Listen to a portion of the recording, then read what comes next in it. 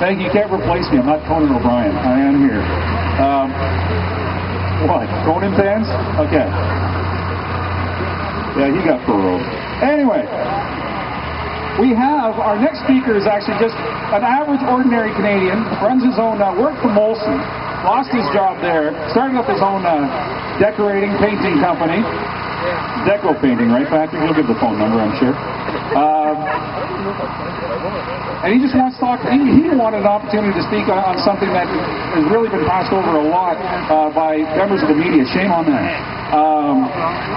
And it's about what Mr. Harper is really trying to do. You can talk about Afghan detainees all you want, but the fact is he wants to stack the Senate, he wants to load up the committees, he wants to control them all, and then he wants to shut them all down. Patrick Doyle.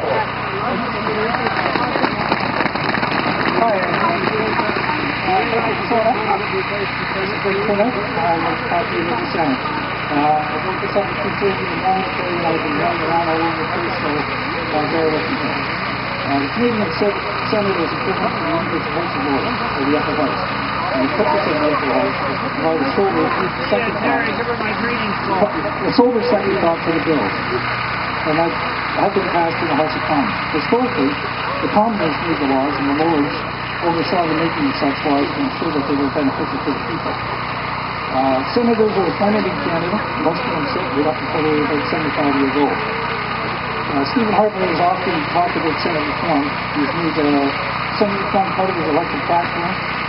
Harper says that he wants an elected Senate, and those who use appointed support bills and will allow his bills to pass through the upper house.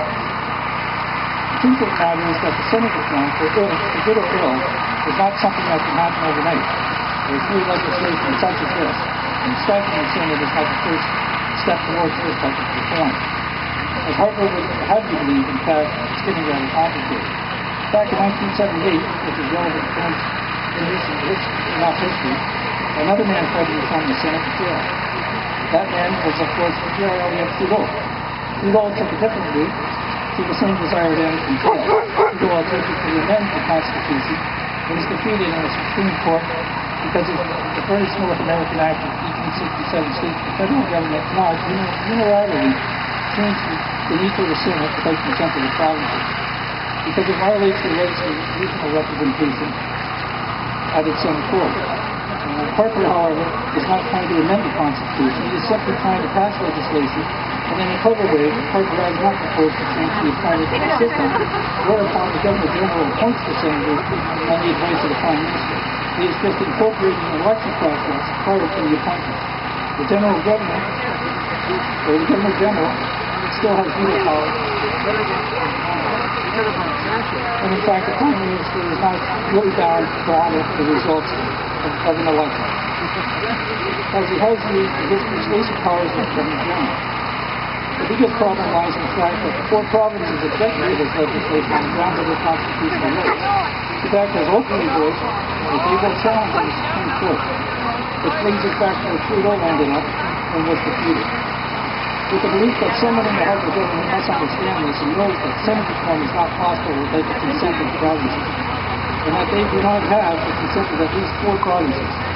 Leads us to some minds but the 2 goals of the multiple Senate appointments that Harper has made, which are greater than another Prime Minister in Canadian history, is for definition. Simply, Prime Minister Harper wants to stack the Senate to increasing partisan rules, pass bills that are not beneficial to most Canadians, and to further increase the power of the Prime Minister's office. On a final note, the Harper Senate Reform Bill C-19 and C-20 died the first time that he failed Parliament. Thank you.